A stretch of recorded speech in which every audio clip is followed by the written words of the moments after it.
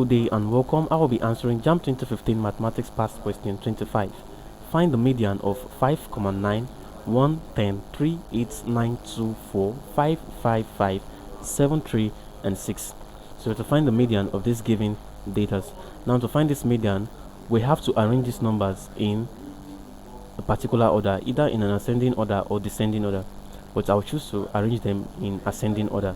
So we have 1, 2, 3, 3, 4, 5, 5, 5, 5, 6, 7, 8, 9, 9, and 10. Now, having these numbers like this, we then select the median number, that is the number in the middle. Now, let's look how many numbers we have. We have 1, 2, 3, 4, 5, 6, 7, 8, 9, 10, 11, 12, 13, 14, 15.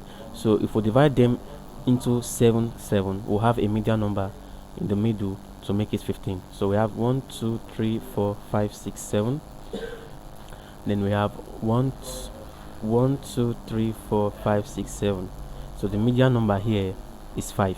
So the median of this given data is 5, option C. Thank you, and ensure subscribe to the channel for more videos and past questions.